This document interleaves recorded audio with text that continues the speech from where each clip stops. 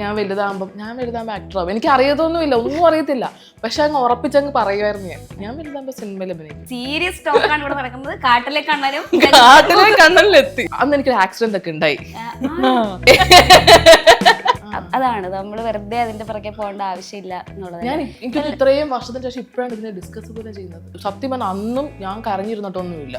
അന്ന് എനിക്ക് അങ്ങനെ സ്വന്തമായിട്ട് വർക്ക് ചെയ്ത് ഇൻപുട്സ് കൊടുക്കാനുള്ള ബുദ്ധിയും ബോധമൊന്നും ഇല്ലായിരുന്നു. അപ്പൊ ഞാനൊക്കെ എന്നെ പറ്റി സ്വന്തമായിട്ട് ഇങ്ങനെ ചോദ്യം ചെയ്ത് എന്ത് ചെയ്യാതെ ഒരു രാജ്യം. ചാക്കോച്ചന്റെ കാര്യം പറയാനാണെങ്കിൽ ഞാൻ പണ്ട്. നമസ്കാരം, വെൽക്കം ടു മന്റു ടോക്സ്. ഇന്ന് എനിക്കൊപ്പം ഉള്ളത് നമ്മുടെ സ്വന്തം അമല റോസ് കുര്യനാണ്. ഹലോ. ഹലോ അച്ഛന. ഹായ്, എന്തൊക്കെയുണ്ട് വിശേഷങ്ങൾ? സുഖമായിട്ടിരിക്കുന്നടാ. ഇപ്പം ബൊഗൈൻവില്ലേക്ക് റിലീസായി, അതിനുശേഷം ഇങ്ങനെ ഹാപ്പി ആയിട്ട് പൊക്കോണ്ടിരിക്കുന്നു. എന്തൊക്കെയാണ് പരിപാടി? ബൊഗൈൻവില്ല റിലീസായി, അതാണ് ഏറ്റവും വലിയ സന്തോഷം. ഇപ്പം രണ്ടാമതാണ് സാറിന്റെ കൂടെ വർക്ക് ചെയ്യുന്നത്. ഭീഷ്മം കഴിഞ്ഞിട്ട് ഇപ്പം ബൊഗൈൻവില്ല ചെയ്തു. എല്ലാവർക്കും അസൂയുള്ളൊരു കാര്യമാണ് അമൽ സാറിന്റെ കൂടെ വീണ്ടും വീണ്ടും വർക്ക് ചെയ്യാൻ പറ്റുന്നു. ആരും കണ്ണു വെക്കാതിരിക്കട്ടെ. അത് എങ്ങനെയാണ് അമൽ സാറുമായിട്ടുള്ള ഒരു ആത്മബന്ധം എങ്ങനെയാണ്? ഇങ്ങനെ കണ്ടിന്യൂസ് ആയിട്ട് മൂവീസിലൊക്കെ ഞാനിപ്പോ രണ്ടാമത്തെ മൂവിയിലേ ചെയ്തുള്ളൂ. എല്ലാം പറയണ്ടെന്ന്. 2 മൂവിയിലേ ഉള്ളൂ. അല്ല, അങ്ങനെ ഒരു എന്താ പറയാ, സാറ് നമ്മളെ ആദ്യത്തെ മൂവിയിൽ ഇതുപോലെ നഹാസാണ് എന്നെ ദേവദത്തിന് സജസ്റ്റ് ചെയ്യുന്നത്. അപ്പം അതിന് ഓഡീഷന് വേണ്ടി ഷോർട്ട് ലിസ്റ്റ് ചെയ്തു. അത് ഓഡീഷൻ ചെയ്തു. അപ്പം തന്നെ എനിക്ക് റിസൾട്ടും കിട്ടി. കാസ്റ്റ് ചെയ്തു. അതിൻ്റെ ഷൂട്ട് കഴിഞ്ഞു. അതിലും ഭയങ്കര ഫീഡ്ബാക്സ് കിട്ടിയിരുന്നു ആ ക്യാരക്ടറിന്, സ്റ്റെഫി ഭീഷ്മത്തിൽ. സോ അത് കണ്ട് അതുകൊണ്ട് ആണ് സാറ് വീണ്ടും ഇതിനകത്ത് ഒരു ക്യാരക്ടർ തന്നു. അപ്പോൾ ജ്യോതി മാമിന്റെ ഒരു കംബാക്ക് മൂവി ആയിരുന്നു അല്ലേ? എങ്ങനെ ഉണ്ടായിരുന്നു ജ്യോതിർമയി മാമിന്റെ കൂടെ? ചേച്ചി ഭയങ്കര അടിപൊളിയാണ്, ഭയങ്കര എനർജറ്റിക് ആണ്. ഞാനും ഈ പറഞ്ഞ പോലെ ചേച്ചീനെ നമ്മള് സിനിമയിലല്ലേ കണ്ടുള്ളൂ. ഇപ്പൊ കഴിഞ്ഞ കുറേ വർഷം ചേച്ചി സിനിമയിൽ നിന്ന് അഭിനയിച്ചിട്ടുമില്ല. അപ്പോൾ ഞാൻ സ്കൂളിൽ പഠിക്കുമ്പം ചെറിയ ക്ലാസ്സിലൊക്കെ പഠിക്കുന്ന സമയത്ത് മറ്റേ ചിങ്ങമാസം ഹിറ്റായി നിൽക്കുന്ന സമയത്ത് ഞാൻ അതിൻ്റെ ഡാൻസ് ഒക്കെ ചെയ്തിട്ടുണ്ട്.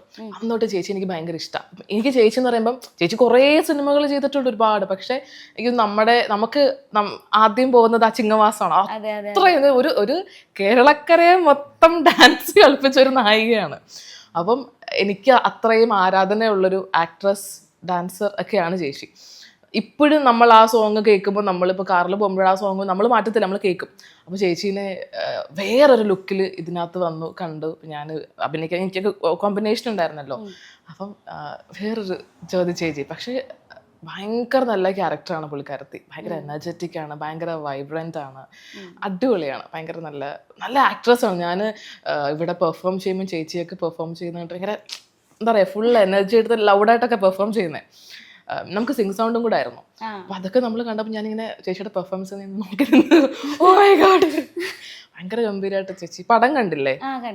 ഗംഭീരമായിട്ട് ചെയ്തിട്ടുണ്ട്. നൈസ് പേഴ്സൺ, ഭയങ്കര നല്ലൊരു ഹ്യൂമൻ ബീങ് ആ ചേച്ചി. അതെ അതെ, ഓക്കെ. അപ്പം എനിക്ക് തോന്നുന്നു അമല ഒരു 10 years ആയിട്ട് കണ്ടിന്യൂസ്ലി മൂവീസിൽ ട്രൈ ചെയ്യുന്നുണ്ട് തോന്നുന്നു അല്ലേ? More than 10 years. എൻ്റെ ഒരു സ്കൂൾ ടൈം തൊട്ട് ഞാൻ എൻ്റെ ഒരു 12 വയസ്സോട് ഞാൻ വിജയ ചാനലിലൊക്കെ. അപ്പം ഏകദേശം ആ ഒരു ഹൈസ്കൂൾ തൊട്ട് ഞാൻ. എങ്ങനെ ഈ ഒരു ആഗ്രഹം ലൈക്ക് ആക്ട്രസ് ആ ഒരു ഏജില് മൈൻഡിലോട്ട് കയറിയത്? ഇതൊക്കെ ചെറുതായിരുന്നപ്പോ എൻ്റെ പപ്പ എന്നിങ്ങനെ പറയും, എനിക്കറിയത്തില്ല, പപ്പ ഭയങ്കര സിനിമാ മോഹിയാ. അപ്പം അങ്ങനെ എങ്ങനെയോ എനിക്കറിയത്തില്ല ശരിക്കും. എൻ്റെ ഒരു ചെറിയ പ്രായം തൊട്ട്, ഐ തിങ്ക് ഒരു പറഞ്ഞാൽ വിശ്വസിക്കുന്ന നേരത്തെ എനിക്കൊരു 3ാം ക്ലാസ് ഒക്കെ തൊട്ട് എനിക്ക് എന്താ പറയാ, വളരെ സോളിഡായിട്ട് ഞാൻ വലുതാകുമ്പോൾ ആക്ടറാവും. എനിക്ക് അറിയതൊന്നുമില്ല, ഒന്നും അറിയത്തില്ല. പക്ഷെ അങ്ങ് ഉറപ്പിച്ചങ്ങ് പറയുമായിരുന്നു ഞാൻ വലുതാകുമ്പോൾ സിനിമയിൽ അഭിനയിക്കും.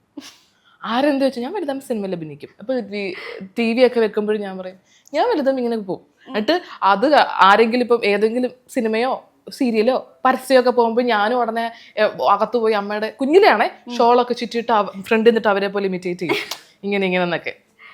കണ്ണാടിക്ക് മുമ്പിൽ നിന്ന് അഭിനയിക്കുക, കണ്ണാടിക്ക് മുമ്പിനേക്കാൾ കൂടുതലും TV-യുടെ മുന്നിൽ പോയിട്ട് നിന്ന് അത് കണ്ട് ഇമിറ്റേറ്റ് ചെയ്യും. പിന്നെ ഇത് പറഞ്ഞു കേട്ടുള്ള അറിവാണ്, എനിക്ക് അറിയത്തൊന്നുമില്ല. എൻ്റെ ഒരുപാട് കുഞ്ഞായിരുന്ന സമയത്തും ടി വിയുടെ മുന്നിൽ പോയിട്ട് നിന്നിട്ട് എനിക്ക് ടി വിക്കകത്ത് കയറണം, എനിക്ക് ഇതിനകത്ത് കയറണം എന്ന് പറഞ്ഞാൽ വഴക്കുണ്ടാക്കും. അപ്പോൾ എൻ്റെ അമ്മയുടെ, ഞാൻ ഗ്രാൻഡ് പാരൻസിനോടെ വളർന്നത്, അപ്പോൾ അമ്മയുടെ അച്ഛനുണ്ട് അപ്പച്ചൻ, അവ ചോദിക്കുക എങ്ങനെയാ കയറേണ്ടേ പറഞ്ഞതാ, ഒന്ന് തല്ലി പൊട്ടിച്ചു തരുമോ, ഞാൻ എൻ്റെ അത് കയറിക്കോളാം. അപ്പോൾ എനിക്കറിയത്തില്ല ഇത് ഷൂട്ട് ചെയ്യുന്ന, വളരെ ചെറുതായിരുന്നപ്പം, ഭയങ്കര കുഞ്ഞായിരുന്നപ്പം നമുക്കറിയില്ല ഇത് ഷൂട്ട് ചെയ്യുന്നതാണെന്ന്. നമ്മളോർത്ത് ഇവർ ഈ ടി വി ഒക്കെ തല്ലി പൊട്ടിച്ചിട്ട് അതിൻ്റെ അകത്ത് കയറിയിട്ടാണ്. സോ അപ്പം അങ്ങനെ അത്രയ്ക്കും ബുദ്ധിയുള്ള കുട്ടിയായിരുന്നു ആ അത്രയ്ക്കും ബുദ്ധി. കമോണ്ടോട് 4-5 വയസ്സിലൊക്കെ ഞാൻ എങ്ങനെ ചിന്തിക്കും. ഇപ്പോഴത്തെ പിള്ളേർക്കറിയാം, അവര് ഈ പറഞ്ഞ പോലെ എന്താ പറയാ ഡിജിറ്റൽ ലോകത്താണ് ജനിച്ചു വളർന്നത്. എന്റെ കാലത്ത്, ഞാൻ 90s കിഡാ, എന്റെ കാലത്ത് എന്റെ 4-5 വയസ്സിൽ എനിക്കറിയത്തില്ല ഇതിങ്ങനെ ഷൂട്ട് ചെയ്ത് അത് ടെലികാസ്റ്റ് ചെയ്തിട്ടാണ് ടി വിയിൽ വരുന്നത്. എനിക്കറിയത്തില്ല. എനിക്ക് കുറച്ചുകൂടി നമുക്കറിയത്തില്ലല്ലോ. നമ്മളുടെ ചെറിയ പ്രായത്തിൽ എത്ര ചാനലുകളുണ്ട്. കുറച്ച് ചാനൽ ഇതുപോലെ ഇന്റർനെറ്റ് ഉണ്ടോ, വീട്ടിൽ കമ്പ്യൂട്ടർ വന്നത് തന്നെ ഞാനൊരു ഹൈസ്കൂൾ എന്തോ ആയപ്പോഴാണ്. നമുക്ക് ഇതൊന്നും അറിയത്തില്ലല്ലോ. നമുക്ക് ആകെ ഉള്ളത് ടി വി ചാനൽസ്, അതിൽ വരുന്ന പ്രോഗ്രാമുകൾ, അല്ലെങ്കിൽ മറ്റേ ടേപ്പ് റെക്കോർഡർ, അത്തരം കാര്യങ്ങൾ. അല്ലെങ്കിൽ വല്ല ഓണത്തിനും ക്രിസ്മസിനും സിനിമയ്ക്ക് പോകുന്നു, ഫാമിലി ആയിട്ട് പോകുന്നു. ഇതാണ് നമ്മുടെ ചൈൽഡ്ഹുഡ്. ഞാൻ ഉദ്ദേശിക്കുന്നത് കുഞ്ഞായിരുന്നപ്പോൾ ഉള്ള. അയ്യോ, ഞാൻ എന്റെ ചൈൽഡ്ഹുഡിൽ കൂടി ഇങ്ങനെ ട്രാവൽ ചെയ്യുമല്ലേ, ഞാൻ കൊണ്ടുപോയില്ലേ, സൈക്കോളജിക്കൽ മൂവ് ആയിരുന്നത്. ഞാനും ആ ടി വി ഇല്ലാത്ത, ടി വി ഉണ്ടായിരുന്നു, നമുക്ക് ടി വി ഉണ്ട്, പക്ഷെ നമുക്ക് ഒരുപാട് ഓപ്ഷൻസ് ഇല്ല. ആകപ്പാടെ കുറച്ച് ചാനൽസ് ഒക്കെ അല്ലേ ഉള്ളൂ മലയാളത്തിലൊക്കെ. നമ്മള് വേറെ ലാംഗ്വേജ് കാണുന്നതൊക്കെ പിന്നീടല്ലേ. ദൂരദർശനായിരുന്നു തോന്നുന്നു മെയിൻ ആയിട്ട്. ഏഷ്യനെറ്റ്, അതുപോലെ തന്നെ ഏതൊക്കെയോ മലയാളം ചാനൽസ് തന്നെ വൈകിട്ട് 5 മണിക്കൊക്കെ മറ്റേ ജംഗിൾ ബുക്കും, കാട്ടിലെ കണ്ണൻ, ജംഗിൾ ബുക്ക്, ദൂരദർശനായിരുന്നു അല്ലേ, എനിക്ക് ഓർമ്മയില്ല അത്. കാട്ടിലെ കണ്ണൻ, ജംഗിൾ ബുക്ക്, ഇതൊക്കെ ആയിരുന്നു. ഇതിനൊക്കെ വേണ്ടി നമ്മൾ കാത്തിരിക്കുമല്ലേ. ഇന്നത്തെ പിള്ളേർക്ക് അതുപോലെ അറിയാവോ. നമ്മൾ പറഞ്ഞു വന്ന ടോപ്പിക് ഞങ്ങളിത് പ്രെഡിക്റ്റ് ചെയ്തിരുന്നു. നമ്മള് കുറച്ച് കഴിയുമ്പം നമ്മുടെ ടോക്സിലേക്ക് പോകും. സീരിയസ് ടോക്കാണ് ഇവിടെ നടക്കുന്നത്. കാട്ടിലെ കണ്ണനിലെത്തി. സോ അങ്ങനെയാണ്. അപ്പൊ ആ പ്രായം തൊട്ട് ഞാനിങ്ങനെ പറയുമായിരുന്നു. അന്നൊന്നും എനിക്ക് തോന്നുന്നില്ല ആരെങ്കിലും മൈൻഡ് ചെയ്യുന്നു. ഇപ്പൊ കൊച്ചു പിള്ളേർ എന്തൊക്കെ കാര്യങ്ങൾ പറയുന്നു, അത് വേണം ഇത് വേണം, അമ്പിളി മാമനെ വേണം എന്നൊക്കെ പറയും. അതുപോലെ ഞാനും പറഞ്ഞു. കുറച്ചു കഴിഞ്ഞു ഹൈസ്കൂളൊക്കെ ആയപ്പോഴേക്കും ഞാൻ വളരെ സീരിയസ് ആയിട്ട് അതിന്, അപ്പോഴേക്കും ഞാൻ ചാനലിലേക്ക്, ഹൈസ്കൂളും അല്ല, ഒരു 10-12 വയസ്സിലൊക്കെ ഞാൻ ചാനലിലെത്തി. ഇതുപോലെ ഓഡീഷൻ അയച്ചിട്ട് കൊച്ചിയിലെ വിജയായിട്ട് സൂര്യ ടി വിയിലും കിരൺ ടി വിയിലും ഒക്കെ അങ്ങനെ അന്നേ ഞാൻ ഉണ്ടായി. പിന്നീട് അവിടുന്ന് പിന്നെ അതിന് തൊട്ട് മുന്നേ ഞാൻ നാട്ടിലത്തെ ഒരു ലോക്കൽ ചാനലിൽ ഒരു ലൈവ് ഷോ ചെയ്തിട്ട് അങ്ങനെ ഒരു സംഭവമുണ്ട്. പിന്നെ 10th പഠിക്കുന്ന സമയത്ത് റിയാലിറ്റി ഷോ ചെയ്തു, ലാൽ ജോസ് സാറിൻ്റെ ഹീറോയിൻ ഹണ്ട്. അപ്പം അതിൽ ടോപ്പ് ലിസ്റ്റിലായി, ഫൈനലിസ്റ്റിലൊക്കെ വന്നു. പിന്നെ ഇങ്ങനെ ആങ്കറിങ്ങും കാര്യങ്ങളും സിനിമയൊക്കെ ആയിട്ട് ഇങ്ങനെ. എപ്പോഴും വിവാദങ്ങൾ ഉണ്ടാക്കുന്ന ഒരു നായികയാണല്ലേ.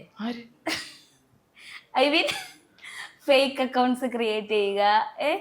ഇത് ഞാൻ വരുന്നെന്ന് അറിഞ്ഞുകൊണ്ട് കഷ്ടപ്പെട്ട് യൂട്യൂബിലൊക്കെ നോക്കി പഴയ എന്തോ സാധനം എന്തെങ്കിലും വേണമല്ലോ ചോദിക്കാൻ, എന്തോ സാധനം ചുരണ്ടിക്കൊണ്ട് ഒന്നല്ല, ഞാൻ പല 2 സംഭവം ഉണ്ടായിട്ടുണ്ട്. ഒരു ഫേക്ക് അക്കൗണ്ടിന്റെ, പിന്നെ ഒരു ഫേക്ക് കേസിന്റെ. ഫേക്ക് അക്കൗണ്ട് മറ്റേ മാട്രിമോണിയിൽ വിവാഹ തട്ടിപ്പ്. പിന്നെ അന്ന് ഞാൻ കോളേജ് പഠിക്കാൻ, ഞാൻ കല്യാണം എഴുതാൻ പോലും എനിക്കൊന്നും അറിയത്തില്ല. അത് പിന്നെ ഐ തിങ്ക് ഇത് 2 ഞാൻ കേസ് കൊടുത്തിട്ടുണ്ടായിരുന്നു. പിന്നെ അതാണ് എനിക്ക് പോയി. ഇപ്പൊ എല്ലാം ഒന്ന് അതൊക്കെ എത്ര വർഷമായി? 10 വർഷം എന്തോയി, 8 വർഷം എന്തോയി. 6 വർഷം മുന്നേ ഉള്ളൊരു വീഡിയോ ഞാൻ കണ്ടേ. 8 വർഷമായ സംഭവം. പക്ഷെ എനിക്ക് തോന്നുന്നു ആൾക്കാർ എന്തൊക്കെ വന്നാലും നെഗറ്റീവ് മാത്രമേ എംഫസൈസ് ചെയ്ത് കാണിക്കത്തുള്ളൂ എന്ന് തോന്നുന്നു. അമലേനെ പറ്റി സെർച്ച് ചെയ്യുമ്പോൾ വരുന്നത് ഇത് തന്നെയാ. ആണോ? ഞാൻ എന്നെ പറ്റി സെർച്ച് ചെയ്യാറില്ലല്ലോ, ഞാൻ എന്റെ പണിയെടുത്ത് മുന്നോട്ട് പോവല്ലേ. അതെ like I have so many things. അതിൽ വേറെ കുറെ കാര്യങ്ങൾ നല്ലതുള്ള. അപ്പൊ ഞാനിങ്ങനെ അതാണ് നമ്മൾ വെറുതെ അതിന്റെ പുറകെ പോകേണ്ട ആവശ്യമില്ല എന്നുള്ളത്. എനിക്കൊന്ന് ഇത്രയും വർഷത്തിന് ശേഷം ഇപ്പോഴാണ് ഇതിനെ ഡിസ്കസ് പോലും ചെയ്യുന്നത്. ഈ കാലയളവിൽ എനിക്ക് എൻ്റെ സുഹൃത്ത് ബന്ധങ്ങളിലോ എനിക്ക് പേഴ്സണലിയോ ഇത് ഓർക്കാനോ ചിന്തിക്കാനോ ഉള്ള അവസരം ഉണ്ടായിട്ടില്ല. ഇങ്ങനെയൊക്കെ വന്നിരിക്കുമ്പം ഇതുപോലെ കുത്തിപ്പൊക്കി നെഗറ്റീവ് ഒക്കെ ഉണ്ടല്ലേ, ഞാൻ ആണോ ആയിക്കോട്ടെ. ശരിക്കും ഇങ്ങനെ നെഗറ്റീവ് വരുന്നുണ്ട്, അല്ലെങ്കിൽ ആരെങ്കിലും ഇപ്പൊ ഒരു ഫേക്ക് അക്കൗണ്ട് ഉണ്ടാക്കിയല്ലേ അതിനകത്തൊരു സംഭവം പ്രശ്നം ഉണ്ടായി, നമുക്ക് എന്ത് ചെയ്യാൻ പറ്റും? ഇപ്പൊ നാളെ നമുക്ക് എന്ത് വരും എന്ന് പറയാൻ പറ്റത്തില്ലല്ലോ. നമ്മൾ എന്ത് കർമ്മ ചെയ്യുന്നു നമ്മൾ നോക്കിയാൽ മതി. പിന്നെ ഫേക്ക് അക്കൗണ്ട്, ഇവിടെ ഫേക്ക് അക്കൗണ്ടിന്റെ പേരിൽ പ്രശ്നമില്ലാത്ത ആർട്ടിസ്റ്റുകൾ വളരെ കുറവായിരിക്കും. വളരെ ആണുങ്ങളാണെങ്കിലും പെണ്ണുങ്ങളാണെങ്കിലും ഫേക്ക് അക്കൗണ്ട് വഴി പ്രശ്നങ്ങൾ ഉണ്ടാവാത്ത, അല്ലെങ്കിൽ ഫേക്ക് അക്കൗണ്ട് ഇല്ലാതിരുന്ന അത് വളരെ കുറവാ. അന്ന് ഞാനത് റിയാക്ട് ചെയ്തു. അന്നത്തെ എൻ്റെ ഒരു ഇതിനകത്ത് ഞാൻ റിയാക്ട് ചെയ്തു. ഇത്രയും സോഷ്യൽ മീഡിയ ഒന്നും ഞാൻ ആക്റ്റീവ് അല്ല, ഞാൻ 8 വർഷം എന്തോ ആയത്. അപ്പൊ അന്ന് ഞാനൊന്നും ഇത്രയും സോഷ്യൽ മീഡിയ ആക്റ്റീവ് അല്ല, അല്ലെങ്കിൽ ഇന്ന് കാണുന്നൊരു സംഭവം അല്ലല്ലോ, ഒട്ടനടി കാര്യങ്ങൾ, ആ ഒരു സംഭവം അല്ല. വെറും 8 വർഷമുള്ളെങ്കിലും ഒരു ഹ്യൂജ് ഡിഫറൻസ് ഉണ്ട് മൊത്തത്തിൽ. അപ്പം അന്ന് ഈ പറഞ്ഞ പോലെ എനിക്ക് അത്ര ഞാൻ ആക്റ്റീവ് ആയിരുന്നില്ല. എനിക്ക് ഉണ്ടാകുന്ന റിസോഴ്സുകളൊക്കെ വെച്ചിട്ടും പിന്നെ അല്ലാതെ ഡയറക്റ്റ് ഞാൻ പോലീസിലോട്ട് കേസ് കൊടുത്തു. കാരണം ഇതുപോലെ വിവാഹ തട്ടിപ്പും കാര്യങ്ങളൊക്കെ വന്നപ്പം അതൊക്കെ സീരിയസ് ആണല്ലോ. അങ്ങനെ ഞാൻ കേസ് കൊടുത്തു. അത് അവർ കൃത്യമായിട്ട് അന്വേഷിച്ചു. അതിന്റെ കൃത്യമായി കാര്യങ്ങളൊക്കെ സെറ്റിൽ ചെയ്തു. അത് ആ വഴിക്ക് പോയി. ഓക്കെ. അപ്പൊ ഈ ആക്ടിങ്ങിന്റെ കാര്യം പറഞ്ഞല്ലോ, കുഞ്ഞുനാളിലെ ആക്ട് ചെയ്യണം, സിനിമ TV-ക്കകത്ത് കയറണം എന്ന് പറഞ്ഞ കുട്ടിയാണ്. അപ്പം ഏറ്റവും കൂടുതൽ സപ്പോർട്ട് ചെയ്ത് നിന്നത് പപ്പ. എന്റെ ഫാദറാ. എന്റെ ഫാദർ പുള്ളിയാ ഇപ്പോഴും. അതെ, എല്ലാരും ഉണ്ട്. ഇപ്പൊ അമ്മയാണല്ലോ, അങ്ങനെ രണ്ടുപേരും ഉണ്ട്. പക്ഷെ മറ്റേ വിത്തുകൾ ഇട്ട് തന്നത് ഇതിന്റെ ആഗ്രഹത്തിന് അത് പപ്പ തന്നെയാ. ഓക്കെ. അപ്പം ഈ നെഗറ്റീവ്സ് വന്നല്ലോ, അതിപ്പം എനിക്ക് തോന്നുന്നു ഇപ്പൊ 8 വർഷം എന്ന് പറയുമ്പോൾ കുറച്ചുകൂടെ ഭയങ്കര കുഞ്ഞായിരുന്നൊരു ഏജ് ആയിരുന്നു, കോളേജ് ടൈമാ. നമുക്ക് ഒരുപാട് അതൊന്നും ഫേസ് ചെയ്യാൻ പറ്റുന്ന ഒരു സ്റ്റേജ് ആയിട്ടുണ്ടാവില്ല. പക്ഷെ ഭയങ്കര സ്ട്രോങ് ആയിട്ട് ഇപ്പോഴും ഇവിടെ വരെ എത്തി നിൽക്കുകയാണ്. അപ്പം എങ്ങനെയാണ് മുന്നോട്ട് പോകാനുള്ള ഒരു ഊർജം കണ്ടെത്തുന്നത്? ഞാൻ അന്നും ഇതുപോലെ തന്നെയാണ്. ഞാൻ സത്യം പറഞ്ഞാൽ അന്നും ഞാൻ കരഞ്ഞിരുന്നിട്ടൊന്നുമില്ല. അന്നും എനിക്കുള്ള റിസോഴ്സ്, അല്ലെങ്കിൽ എനിക്കുള്ള കോണ്ടാക്ട്സും വെച്ച് ഞാൻ ആരെങ്കിലുമൊക്കെ വിളിക്കുന്നു, ഞാൻ കംപ്ലൈന്റ് കൊടുക്കാൻ പോകുന്നു. എനിക്ക് അന്ന് ഞാൻ കോളേജില്ല, അപ്പൊ എനിക്ക് ടീച്ചേഴ്സൊക്കെ ഭയങ്കര സപ്പോർട്ടുണ്ട്. നമുക്ക് കൂടെ ഉള്ളവരുടെ സപ്പോർട്ട് വലിയ കാര്യമാണ്. എനിക്ക് ഫാമിലി സപ്പോർട്ട് ഉണ്ടായിരുന്നു, എൻ്റെ ടീച്ചേഴ്സ് കൊട്ട സപ്പോർട്ടായിരുന്നു. അസംപ്ഷൻ കോളേജിലാണ് ഞാൻ പഠിച്ചത്. അസംപ്ഷനിൽ എൻ്റെ ഇംഗ്ലീഷ് ഡിപ്പാർട്ട്മെന്റ്. എൻ്റെ ടീച്ചേഴ്സൊക്കെ കൊട്ടയ്ക്ക് കൂടെ നിന്നു. കാരണം ഞാൻ നല്ല കൂളായിട്ട് ചെയ്തു. ഇതൊക്കെ ഇത്രേ ഉള്ളൂ. കമോൺ, ഇതൊന്നും നമുക്ക് മുന്നോട്ട് ഒത്തിരി കാര്യങ്ങൾ ചെയ്യാനുണ്ട്. ഒരുപാട് വലിയ വലിയ കാര്യങ്ങൾ ചെയ്യാനുണ്ട്. അപ്പൊ അതൊക്കെ ഓർത്ത് പോയാൽ മതി. അല്ലാതെ ഇതൊക്കെ വന്നിട്ട് പിന്നെ അയ്യോ കരഞ്ഞൊക്കെ ഇരുന്ന് നെഗറ്റീവാണ്. ഇത് നെഗറ്റീവാണ്, നമ്മൾ ചിന്തിക്കുമ്പോഴാണ് നെഗറ്റീവ് ആവുന്നത്. ഇതൊക്കെ അല്ലാതെ ലൈഫിലും വൺ ഓർ അതർ വേ ഇതൊക്കെ നമ്മൾ ഫേസ് ചെയ്യും. പ്രത്യേകിച്ച് നമ്മൾ മീഡിയയിലേക്ക് ഇറങ്ങുമ്പോൾ എന്തെങ്കിലും ഇങ്ങനെയൊക്കെ ഉണ്ടാവും, ഉറപ്പായിട്ടും ഉണ്ടാവും. നമ്മളുടെ മേലെ ജലസുള്ളവരുണ്ടാവും, മനഃപൂർവ്വം ചെയ്യുന്നവരുണ്ടാവും, വെറുതെ ഒരു ഫണ്ടിന് വേണ്ടി ചെയ്ത. ആ കുട്ടി, ഞാൻ അന്ന് അറിഞ്ഞത് ആ കുട്ടി കോയമ്പത്തൂരിലോ ഏതോ ഒരു ഹോസ്പിറ്റലിലെ നേഴ്സാണ്. ഈ പെൺകുട്ടിയാണ് ചെയ്തത്. പെൺകുട്ടിയാണ്. ഞാൻ മാത്രമല്ല, വേറെ കുറേ ഉണ്ട്. പക്ഷെ അവർക്കറിയില്ലായിരുന്നു ഞാനിവിടെ അന്നൊരു കുഞ്ഞ് പറഞ്ഞ വിജയാണ്, ഒരു കുഞ്ഞ് ആർട്ടിസ്റ്റ് ആണെന്ന് അവർക്ക് അറിയത്തില്ല. അതുകൊണ്ട് ഇത് കുറച്ചും കൂടി ഞാൻ റിയാക്ട് ചെയ്തപ്പം മീഡിയ, അല്ലെങ്കിൽ ഈ പറഞ്ഞ ന്യൂസൊക്കെ, ഓൺലൈൻ ന്യൂസൊക്കെ കുറച്ചും കൂടെ ഇതായി. വേറെ പലരുടെ പേരിലും ഇതൊക്കെ ഉണ്ടായിരുന്നു. ആ കൊച്ചുങ്ങളിത് അറിഞ്ഞിട്ട് പോലും കാണത്തില്ല. ഇത് പോലീസ് അന്വേഷിച്ചറിഞ്ഞപ്പോൾ ഇതൊക്കെയായിരുന്നു കാര്യം. ഇതൊക്കെ ഉണ്ടാവും, എന്തൊക്കെ നമുക്ക് ലൈഫിൽ മുന്നോട്ട് ഇതൊക്കെ ഉണ്ട്. ഈ ഒരു സംഭവം എനിക്ക് എൻ്റെ പാരൻസും എനിക്ക് എൻ്റെ ടീച്ചേഴ്സും പറഞ്ഞു തന്നു. ലൈഫ് മുന്നോട്ട് ഒത്തിരി കാര്യങ്ങളുണ്ടാവും. അത് ജോലിപരമായി മുന്നോട്ട് പോയാലാണ് ശരി, കുടുംബജീവിതപരമായിട്ട് മുന്നോട്ട് എങ്ങനെ പോയാലും കുറേ കടമ്പകൾ നമ്മൾ ചാടേണ്ടി വരും. നിനക്കിപ്പോൾ ഈ ഒരു ഏജിൽ ഈ ഒരു സംഭവം വന്നു, നീ സ്ട്രോങ് ആയിട്ട് തന്നെ ഫേസ് ചെയ്യുക. ഞാൻ അത് തന്നെ ചെയ്തോളൂ. അത് ഇപ്പോഴാണ് ഞാൻ അങ്ങനെ ചെയ്തോളൂ. എനിക്ക് ഓഡീഷന് പോയിട്ട് ബാഡ് അനുഭവം ഉണ്ടായിട്ടുള്ള കാര്യം പറഞ്ഞല്ലോ, കാണാൻ കൊള്ളില്ല എന്ന് മുഖത്ത് നോക്കി ആരോ പറഞ്ഞു. ഈ പറഞ്ഞ പോലെ നായികയാക്കാൻ പറ്റുമോ? അത് പണ്ടാടാ, ഇപ്പോഴൊന്നും അല്ല. പണ്ട്, ഇപ്പോഴാരും പറയുന്നുണ്ടോന്നൊന്നും എനിക്ക് അറിയത്തില്ല. പണ്ട് എന്റെ മുഖത്ത് നോക്കിയിട്ട് അങ്ങനെ പറഞ്ഞിട്ടുള്ളവരുണ്ട്. എൻ്റെ ഫാമിലി സർക്കിളിൽ തന്നെ പറഞ്ഞിട്ടുള്ള ആൾക്കാരുണ്ട്. എൻ്റെ കുടുംബത്തിൽ തന്നെ ഹൈറ്റ് ഇല്ലല്ലോ, ഭയങ്കര റേസിസം ഉള്ള കുറച്ച് ആൾക്കാർ എല്ലാ കുടുംബത്തിനും കാണുമല്ലോ. അയ്യോ മോക്ക് കളർ കുറവാണല്ലോ, മോക്ക് ഹൈറ്റ് ഇല്ല, മോളൊക്കെ എങ്ങനെ നായികയാവാനാ? ഈ പറഞ്ഞ പോലെ അവിടെയും ഞാൻ ശരിയാണ്, എനിക്ക് ഹൈറ്റ് ഇല്ല, എനിക്ക് കളറില്ല, അപ്പൊ ഞാൻ നിർത്തി വേറെ പണിക്ക് പോകാൻ ഞാൻ പറഞ്ഞില്ല. ഇങ്ങനെ പണി നോക്കുന്നു ഞാൻ എൻ്റെ കാര്യം ഞാൻ മനസ്സിൽ പറഞ്ഞു പണി നോക്കാൻ എന്നാൽ ഞാനിങ്ങനെ നോക്കി. അതുണ്ടാവും. പിന്നെ ഈ പറഞ്ഞ ഓഡീഷൻസിന് പോകുമ്പോഴാണെങ്കിലും ഇതുപോലെ അന്നൊക്കെ ഭംഗിയുടെ പേരിൽ, അല്ലെങ്കിൽ കുറച്ചുകൂടി ഭംഗിയുള്ള നായിക വേണം, അല്ലെങ്കിൽ പറഞ്ഞ പോലെ ഹൈറ്റുള്ള നായിക വേണം എന്നൊക്കെ പറഞ്ഞിട്ടുണ്ട്. ഒത്തിരി ചെറുതിലേക്ക് എനിക്ക് എപ്പോഴോ കുഞ്ഞിതായിട്ട് സങ്കടമൊക്കെ വന്നിട്ടുണ്ട്. പക്ഷെ ഞാൻ അതെന്ത് ഗീവപ്പ് ചെയ്തിട്ടില്ല. അതാണ് കൊച്ചിലേ അല്ലേ നമുക്ക് ഇത്രയും ബുദ്ധിയും ബോധവും, അല്ലെങ്കിൽ ഇത്രയും ഒരു നമ്മള് എന്താ പറയാ, ഈ ഒരു ധൈര്യമൊക്കെ വരുന്നതിന് മുമ്പ്, ആ ഒരു മെച്യൂരിറ്റി ലൈൻ വരുന്നതിന് മുന്നേ എനിക്ക് വിഷമൊക്കെ തോന്നിയിരുന്നിട്ടുണ്ട്. അതുകൊണ്ട് ഒരിക്കൽ പോലും ഞാൻ ഇത് ഞാൻ നിർത്തുക, ഇത് എനിക്ക് പറ്റിയ പണിയല്ല ഞാൻ ചിന്തിച്ചിട്ടില്ല. അതിനാണൊരു കൈയടി. ഓക്കെ. അപ്പം ഈ പറഞ്ഞ പോലെ ഇപ്പൊ ഇത്രയും വർഷമായിട്ട് ട്രൈ ചെയ്യുന്നുണ്ടല്ലോ, നമുക്ക് കണ്ടിന്യൂസ് ആയിട്ട് മൂവി ചെയ്യണമെങ്കിൽ ഇപ്പം ഒരുപാട് പേര് പറയുന്നുണ്ട് പല രീതിക്കും ഗേൾസ് അടക്കം അഡ്ജസ്റ്റ്മെന്റ്സിനും ബാക്കി കാര്യങ്ങൾക്കും റെഡിയാണ്. അപ്പോൾ നിങ്ങളൊക്കെ ഒന്നിനും റെഡി അല്ലെങ്കിൽ ചാൻസ് കിട്ടില്ല എന്ന് പറയുന്ന തരത്തിലുള്ള കമന്റ്സ് ഞാൻ കേട്ടിട്ടുണ്ട്. ഞാൻ എന്റെ സ്വന്തമായിട്ട് പറയുന്നില്ല, ഞാൻ കേട്ടിട്ടുള്ള കാര്യം ഞാൻ ഒരു ഓഡിയൻസ് ആളെന്നുള്ള രീതിക്ക് ചോദിക്കുന്നതാണ്.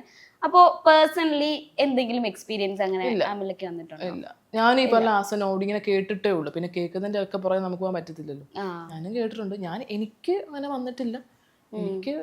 ഞാൻ ഓഡീഷൻസിന് പോകുന്നു, ചിലത് കിട്ടും ചിലത് കിട്ടില്ല, കുറേ നമുക്ക് കിട്ടില്ല. അത് കിട്ടാത്തതിന് പല കാരണമുണ്ട്. ഇപ്പം എൻ്റെ കാര്യമാണ്. ഇപ്പം ചില ഓഡീഷൻസിന് പോകുമ്പോൾ അവർക്കൊരു കാഴ്ചപ്പാടുണ്ടാവുമല്ലോ, അവരുടെ ക്യാരക്ടർ ഇങ്ങനെ ആയിരിക്കണം എന്ന്. അതുകൊണ്ടായിരിക്കും എനിക്ക് കിട്ടാത്തത്. വിടും, അത്രേ ഉള്ളൂ. അല്ല ഇത്തരം കാര്യങ്ങളിൽ എന്തായാലും വന്നിട്ടില്ല. ഒന്നും അങ്ങനത്തെ അപ്രോച്ചുകളോ കാര്യങ്ങളോ ഒന്നും വന്നിട്ടില്ല. അപ്പം എന്തുകൊണ്ടായിരിക്കാം കണ്ടിന്യൂസ് ആയിട്ട് മൂവി കിട്ടാത്തത്? ഇപ്പം നമ്മൾ സാധാരണ പറയാറുണ്ട്, നമ്മൾ ഒരു മൂവി അല്ലെങ്കിൽ 2 മൂവി അതിലോട്ട് എത്താനാണ് പാടെന്ന് പറയും. അങ്ങനൊന്നും കേട്ടിട്ടുണ്ട്. അങ്ങനെ ഒരു മൂവി, ചില ആൾക്കാർ ഒരു മൂവിയിൽ തന്നെ ഭയങ്കര ഹിറ്റാവും. ഞാൻ ആക്ച്വലി തീവ്രം ചെയ്തിട്ട് എനിക്ക് കുറെ നാൾ ബ്രേക്ക് വന്നു. എൻ്റെ സ്റ്റഡീസ്, ഞാൻ ഇടയ്ക്ക് പുറത്തു പോയി, അങ്ങനെ കുറെ കാര്യങ്ങളൊക്കെ ആയിട്ട് എനിക്ക് കുറച്ച് ബ്രേക്ക് വന്നു. അത് എന്തുകൊണ്ടാണെന്ന് ഇപ്പോഴും എനിക്ക് ഉത്തരവില്ല. ആ സമയത്ത് ഞാൻ ട്രൈ ചെയ്യുന്നുണ്ടായിരുന്നു, കിട്ടിയില്ല. പക്ഷെ ഞാൻ അത് ക്വിറ്റ് ചെയ്തില്ല, ഞാൻ ട്രൈ ചെയ്തുകൊണ്ടേയിരുന്നു. പക്ഷെ പാരലി ഞാൻ എൻ്റെ ബാക്കി സ്റ്റഡീസും ലൈക്ക് എൻ്റെ PGയും ജോലിയൊക്കെ ചെയ്തുകൊണ്ടിരുന്നു.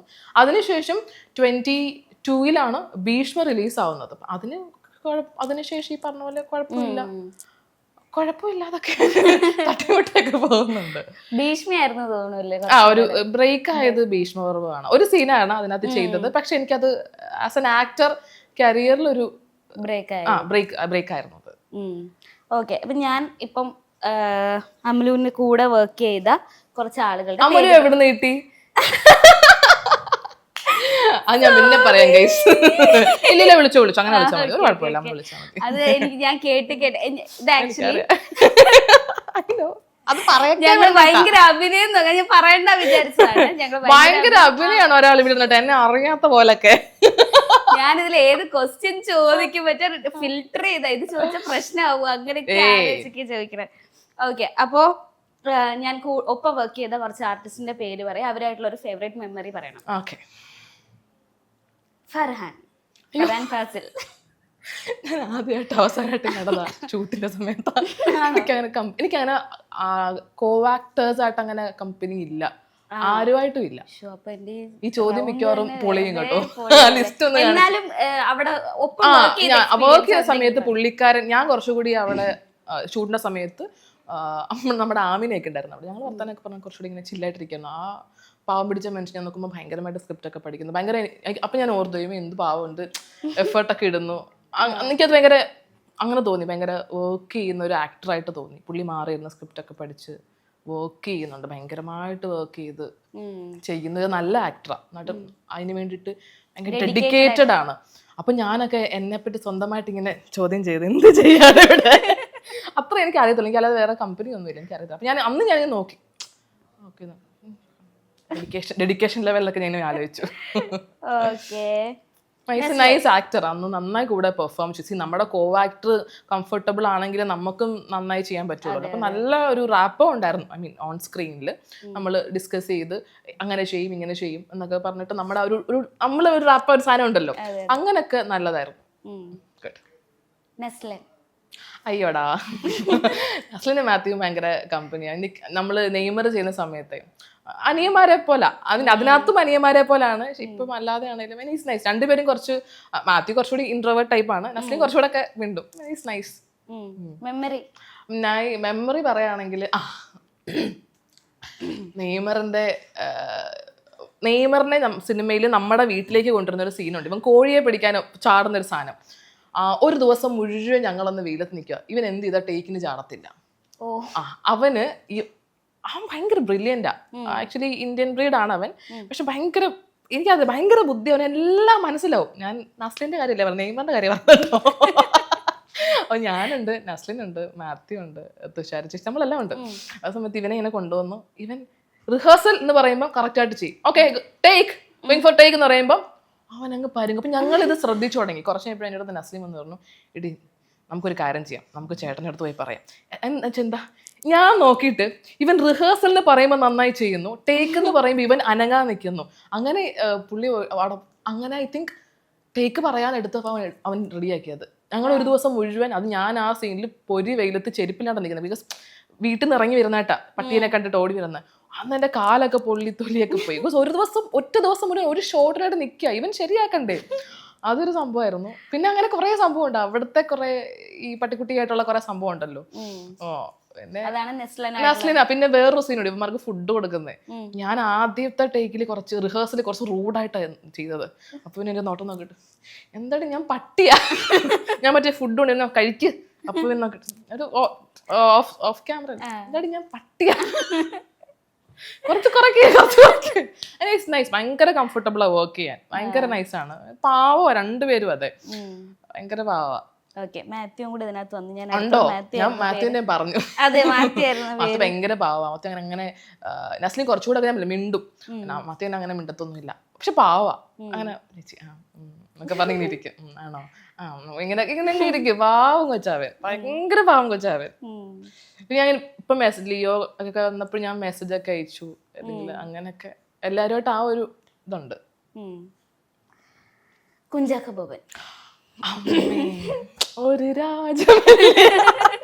ചാക്കോച്ചന്റെ കാര്യം പറയാനാണെങ്കിൽ ഞാൻ പണ്ട് ഇന്റർവ്യൂ എടുത്തിട്ടുണ്ട് ചാക്കോച്ചനെ.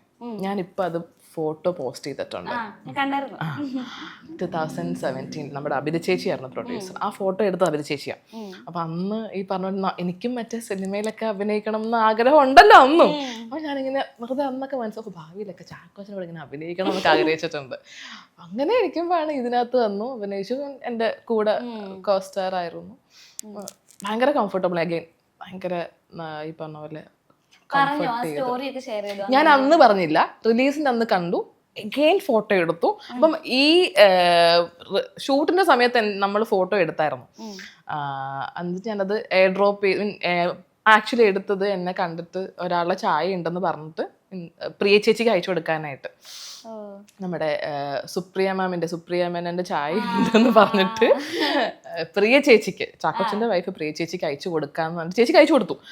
അതിനു വേണ്ടി ഫോട്ടോ എടുത്തു. അപ്പം എനിക്ക് ആക്ച്വലി എങ്ങനെ പോയിട്ട് ഒരു ഫോട്ടോ എടുക്കാം എന്നൊരു ചമ്മലിലായിരുന്നു ഞാൻ. എനിക്കങ്ങനെ അതുണ്ട്, എനിക്ക് അങ്ങനെ ഇടിച്ചു കയറി ഫോട്ടോ ചോദിക്കാൻ പറ്റത്തില്ല, ഞാൻ ചോദിക്കത്തില്ല. അന്നൊക്കെ ഈ പറഞ്ഞ ഫോട്ടോ ഒക്കെ ചേച്ചി എടുത്തോണ്ട് എടുത്തത്, അത് ഞാൻ എടുക്കത്തില്ല.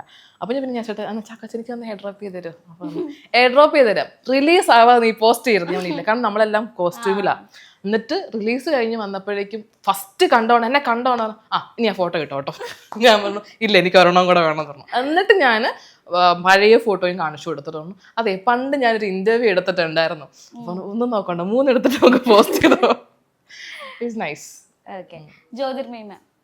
മെമ്മറി ജ്യോതി ചേച്ചി അങ്ങനെ നമ്മൾ സീൻ ജ്യോതി ചേച്ചിയുടെ സംഭവം ഞാൻ ചേച്ചി ഫസ്റ്റ് കാണുമ്പം ചേച്ചി ഇങ്ങനെ വന്നു. ഞാൻ ജസ്റ്റ് അങ്ങോട്ട് അവിടെ നിൽപ്പുണ്ട്. ചേച്ചി ഇങ്ങനെ വന്നിട്ട് പോയിട്ട് തിരിച്ചിട്ട് മറ്റേ ഭീഷ്മയുടെ ആദ്യം ചേച്ചിക്ക് അത് കത്തിയില്ല. ഹായ് ഇടാന്നൊക്കെ പറഞ്ഞിട്ട് ഇങ്ങനെ പോയി. കുറച്ച് മറ്റേ സ്റ്റെഫി അല്ലേ ആ ഒരു സംഭവം. പിന്നെ ചേച്ചി ഭയങ്കര കംഫർട്ടബിളാ വർക്ക് ചെയ്യാനാണേലും. She's nice. നമ്മളെ അടുത്ത് എപ്പോഴും വർത്താനം പറയും. അത് ചേച്ചിയാണല്ലോ സാറാണല്ലോ നമ്മുടെ അവരുടെയും കൂടെ പ്രൊഡക്ഷൻ ആണല്ലോ. അപ്പം കാര്യങ്ങളൊക്കെ നമ്മൾ തിരക്കും. ഓക്കെ ആണോ? ഭയങ്കര നല്ല അടിപൊളിയായിരുന്നു എനിക്ക് മെമ്മറീസ്. നൈസ്. ഭയങ്കര കംഫർട്ടബിളാണ് വർക്ക് ചെയ്യാനായിട്ട്. പ്രത്യേകിച്ച് നമ്മളൊക്കെ കുറച്ചുകൂടി അപ്കമിങ് അല്ലേ. അപ്പോൾ നമ്മളുടെ കൂടെ അഭിനയിക്കുന്നവർ നമുക്ക് തരുന്നൊരു സ്പേസും ആ ഒരു കംഫർട്ട് സോണുമാണ് നമുക്ക് നന്നായിട്ട് ചെയ്യാൻ പറ്റുന്നത്. നമ്മളൊന്ന് ഫ്രീ ആയിട്ടിരിക്കുന്നത്. അപ്പം ഇവരെല്ലാവരും ഈ പറഞ്ഞ പേരുള്ള എല്ലാവരും ഇപ്പം എല്ലാം എനിക്ക് ഭയങ്കര കംഫർട്ടബിൾ ആയിരുന്നു. ആൻഡ് ഇവരൊക്കെ സീനിയർ ആക്ടേഴ്സ് ആണല്ലോ. ഇപ്പോൾ ചാക്കോച്ചനാണെങ്കിലും ചേച്ചിയാണെങ്കിലും. അപ്പോൾ അതെനിക്ക് അവരുടെ കൂടെ ഒക്കെ സ്ക്രീൻ ഷെയർ ചെയ്യാൻ പറ്റിയപ്പോൾ ഭയങ്കര. അടുത്ത Yogi Babu sir. Oh my god. കുറേ വർഷം മുന്നാണ് ഞാൻ കോളേജിൽ പഠിച്ച സമയത്താണ് പഠനം ചെയ്യുന്നത്, കുത്തൂസി. അപ്പം എനിക്കപ്പം അത്ര തമിഴ് ഇപ്പം അങ്ങ് അറിയാമെന്നല്ല, ഇപ്പം ഞാനങ്ങ് മലമറിക്കുന്നല്ല, അന്ന് അത്രയും കൂടെ അറിയത്തില്ല. പക്ഷേ പുള്ളിക്കാരൻ വന്നിട്ട് നമുക്ക് ഈ പറഞ്ഞ കൂടെ അന്ന് എനിക്കൊരു ആക്സിഡൻ്റ് ഒക്കെ ഉണ്ടായി ആ ഷൂട്ടിൻ്റെ ഇടയ്ക്ക്. ഞങ്ങളുടെ കോമ്പിനേഷൻ സീനിൻ്റെ ഇടയ്ക്ക് സ്കൂട്ടർ സ്കിഡായിട്ട് ഇപ്പോഴും എൻ്റെ മുട്ടെല്ലാം മുറിവുണ്ട്. അപ്പം എനിക്ക് ലാംഗ്വേജ് അറിയാത്തതാണ് ഇവരങ്ങനെ ഭയങ്കര എന്താ പറയുക അത് കണ്ടറിഞ്ഞ് നമ്മളെ സപ്പോർട്ട് രണ്ടുപേരും ദിലീപൻ മുരുകദാസ് സാറിൻ്റെ ബ്രദറാ ദിലീപൻ ഹീറോ ആയിട്ട് ചെയ്തത് യോഗി ബാബു. അപ്പോൾ ഇവർ രണ്ടുപേരും അയ്യോ ഭാഷ അറിയാത്ത കൊച്ചാണ്, ഫസ്റ്റ് ചെയ്യുകയാണ്, ആ ഒരു ഇത് കൺസിഡറേഷൻ രണ്ടുപേരും ദ ഹോൾ സെറ്റ്. ഞാൻ 2 പടം ചെയ്തതിനകത്തും രണ്ടാമത്തെ പടം ആയപ്പോഴേക്കും എനിക്ക് കുറച്ചും കൂടി ലാംഗ്വേജും പറയാനൊക്കെ ഒരു ഫ്ലുവൻസി കുറച്ച് കിട്ടി. ഫസ്റ്റ് മൂവിയിൽ എനിക്ക് അത്ര ഇതില്ലായിരുന്നു. ആ ഒരു പിന്നെ അവിടെ ഭയങ്കര റെസ്പെക്റ്റഡ് എനിക്ക് തോന്നി. ഞാൻ ഇവിടെ ഇല്ലെന്നല്ല പറഞ്ഞത്, അവിടെ വേറൊരു കൾച്ചറാണ്. ഇവിടെ കുറച്ചുകൂടി ഫ്രണ്ട്ലി ആണ്. അവിടെ വേറൊരു ഇവിടെ നമ്മളെല്ലാം ഞാൻ ചെയ്തതൊക്കെ ആണെങ്കിലും ഇപ്പം നെയ്മറൊക്കെ ആണെങ്കിലും കുറച്ചുകൂടി ഫ്രണ്ട്ലി അറ്റ്മോസ്ഫിയർ ആയിരുന്നു മൊത്തത്തിൽ. അപ്പം കുറച്ചുകൂടി ഫ്രണ്ട്ലി അറ്റ്മോസ്ഫിയറിൽ പോകും. അവിടെ കുറച്ചുകൂടി റെസ്പെക്റ്റഡ് ആയിട്ട് നമ്മളെ കാണുന്നത്, ട്രീറ്റ് ചെയ്യുന്നത്. ഇവൻ നമുക്ക് ലാംഗ്വേജ് അറിയത്തില്ല, നമ്മൾ പറഞ്ഞ എന്തെങ്കിലും അബദ്ധമുള്ളവരാരും കളിയാക്കുകയോ ചിരിക്കുകയോ ഒന്നുമില്ല. അവരും കൂടെ വന്ന് നമ്മളെ ഹെൽപ്പ് ചെയ്ത് പറഞ്ഞു തന്ന് കുത്തും കോമയും എല്ലാം പറഞ്ഞു തരുമായിരുന്നു. യോഗി സാറാണേലും ദിലീപൻ, എനിക്ക് കോമ്പിനേഷൻസ് ഉണ്ടായിരുന്നു അവരുടെ കൂടെ ഒരുപാട്. നല്ല നൈസ്. ഓക്കെ. ഇപ്പം അമ്ലു ആണെങ്കിൽ നോക്കുകയാണെങ്കിൽ 16 വയസ്സുള്ളപ്പോഴാണെന്ന് തോന്നുന്നു തീവ്രം ചെയ്തത് അല്ലേ? അത്രയും ചെറിയ ഏജിൽ ഇത്രയും വലിയൊരു ക്യാരക്ടറാണ് ഫുൾ ഓഫ് ചെയ്തത് അല്ലേ? അത് അന്ന് അറിയായിരുന്നു? ഞാൻ ഇല്ല, ഞാൻ എപ്പോഴും പറയും. ഇന്ന് രാവിലെ ഞാൻ ഒരു ഫ്രണ്ടിന്റെ അടുത്ത് പറഞ്ഞു, വേറെ എന്താ പറഞ്ഞപ്പം ഇതല്ല, ബട്ട് പാരലലി ഉള്ളൊരു തോട്ടാണേ. ഞാൻ എപ്പോഴും ഓർക്കും. അതിനുശേഷം ഇപ്പൊ ചെയ്തതൊക്കെ കുറച്ചും കൂടി ഈസി എന്നല്ല ഞാൻ ഉദ്ദേശിച്ചത്, ബട്ട് സ്റ്റിൽ 16 വയസ്സിൽ അന്ധകാലത്ത് എനിക്ക് അത് ഹാൻഡിക്യാപ്ഡ് ആണ് ഭയങ്കര. ആ ഒരു മൊത്തത്തിൽ വേറൊരു ടെറൈനിലുള്ള ഒരു ക്യാരക്ടറാണത്. അതെനിക്ക് ആക്ച്വലി ഇന്ന് ചിന്തിക്കുമ്പം കുറച്ച് ഹാർഡ് ടാസ്ക്കാണ്. പക്ഷെ അന്ന് എനിക്ക് വലിയ ബോധമൊന്നും ഇല്ലാത്തതുകൊണ്ട് നമ്മളതിനെപ്പറ്റി ബുദ്ധി കൂടുമ്പോഴാണ് പ്രശ്നം. വലിയ ബുദ്ധി ഒന്നും ഇല്ലെങ്കിൽ അന്ന് ഞാൻ കുറച്ചുകൂടി ഈസി ആയിട്ട് എനിക്ക് ഇങ്ങനെ വലിയ പ്രശ്നങ്ങളുണ്ടായില്ല. ടേക്കുകളൊക്കെ ആണെങ്കിലും അല്ലെങ്കിൽ രൂപേഷേട്ടനാണെങ്കിലോ ഭയങ്കര എന്താ പറയുക, അവരൊക്കെ ഓക്കെ ആയിരുന്നു. നല്ല ഒപ്പീനിയൻ തന്നെ കിട്ടിയത് അതിനകത്ത്. പക്ഷെ ഇന്ന് ഞാൻ ചിന്തിക്കുമ്പോൾ ദൈവമേ, അത് ശരിക്കും പറഞ്ഞാൽ ഞാൻ ഇതുവരെ ചെയ്തതിലൊക്കെ വെച്ചിട്ട് കുറച്ച് കടുകട്ടി സാധനമാണ് അത്. കാരണം ഞാൻ എന്ന നിങ്ങളുടെ അമല എന്ന വ്യക്തിയായിട്ട് യാതൊരു ബന്ധവും ഇല്ലാത്ത ഒരു ക്യാരക്ടർ അല്ലേ അത്. അപ്പം ശരിക്കും നമ്മളിരുന്ന് വർക്ക് ചെയ്ത്, പക്ഷെ അന്ന് എനിക്ക് ഈ പറഞ്ഞ പോലെ രൂപേഷേട്ടനൊക്കെ ആണേലും എല്ലാം നല്ല കൃത്യമായിട്ട് പറഞ്ഞു തന്നു, ഇങ്ങനെയാണെന്ന് കാര്യങ്ങൾ. അപ്പം നമ്മൾ അത് മാത്രം പഠിച്ച് ചെയ്യുമായിരുന്നു അന്ന് എനിക്കങ്ങനെ സ്വന്തമായിട്ട് വർക്ക് ചെയ്ത് ഇൻപുട്സ് കൊടുക്കാനുള്ള ബുദ്ധിയും ബോധമൊന്നും ഇല്ലായിരുന്നു. ഉണ്ടായിരുന്നു എന്തായിരുന്നു എനിക്കറിയത്തില്ല. പക്ഷെ അങ്ങനെയൊക്കെ പോയി. ഞാനിത് ചിന്തിക്കാറുണ്ട്, അപ്പോൾ കുറച്ച് വലിയ സംഭവമായിരുന്നല്ലോ. എൻ്റെ 16 വയസ്സിൽ 13 വയസ്സിൽ നായികമാരുള്ള ഇൻഡസ്ട്രി ആണിത്. ഗംഭീര പെർഫോമൻസുകൾ കാഴ്ചവെച്ചുള്ള നായികമാരുള്ള ഇൻഡസ്ട്രിയാണ്. ബട്ട് സ്റ്റിൽ എന്നെ personally individually as an actor എടുത്ത് നോക്കുമ്പോൾ ഞാൻ ആ വയസ്സിൽ ഒരു അത്യാവശ്യം നല്ലൊരു സാധനം ചെയ്തു. അത് പക്ഷെ അന്ന് അപ്പോൾ ഡയറക്ടർ പറഞ്ഞത് അതുപോലെ ചെയ്യാന്നുള്ളൊരു പ്രോസസ്സ് മാത്രമാണോ ചെയ്തത്, അല്ലെങ്കിൽ അതിനകത്തോട്ട് ആഴ്ന്നിറങ്ങാനൊന്നുള്ള വെച്ച് നോക്കുമ്പോൾ? അല്ല, പറഞ്ഞു. അത് അന്നും ഇന്നും ഞാൻ ചെയ്യുന്നത്, ഞാനാണ് ആ സിറ്റുവേഷനെങ്കിൽ എനിക്ക് അറിയത്തില്ല അത് ശരിയാണോ, ആ മെത്തേഡ് ശരിയാണോ തെറ്റാണോ എന്ന് അറിയത്തില്ല. ഞാനതിനെ വെക്കുന്ന ഞാനാണ് ആ സംഭവമെങ്കിൽ ഇപ്പോഴും എനിക്ക് അറിയത്തില്ല. എനിക്ക് ജസ്റ്റ് പറഞ്ഞില്ല, ഇങ്ങനെയാണ് സിറ്റുവേഷൻ, ഇന്ന വീട്ടിലാണ്, എൻ്റെ ഹസ്ബൻഡ് ഒരു ഓട്ടോ ഡ്രൈവറാണ്, എൻ്റെ കാല് ഹാൻഡിക്യാപ്ഡ് ആണ്. അപ്പം ഞാൻ അതൊക്കെ ഓർത്തു വെക്കും. കാരണം ഈ കണ്ടിന്യൂറ്റി വേണം. ഒരു കാല് വയ്യാത്ത മുടന്തി നടക്കുന്ന ഒരു ക്യാരക്ടറാണ്. അതൊക്കെ ഞാൻ ഓർത്തു വെക്കും. ആ കണ്ടിന്യൂറ്റി തെറ്റാൻ പാടില്ല. ആ ഒരു കൺസിസ്റ്റൻ്റ് ആയിട്ട് നമ്മൾ അതിലിരിക്കണമല്ലോ. ഏറെക്കുറെ അങ്ങനെ വലിയ തിരുത്തലുകളൊന്നും ഇല്ല. കുറച്ചും കൂടി എന്താ പറയുക, എനിക്ക് തോന്നുന്നില്ല ഞാൻ രൂപേഷേട്ടന് വലിയ പണി കൊടുത്തു, ടേക്ക് കൊടുത്ത് മെനക്കെടിച്ചായിട്ട് എനിക്ക് ഓർമ്മയില്ല. കുറച്ചും കൂടി നല്ലതാണെന്ന് തന്നെ അവർ പറഞ്ഞത്.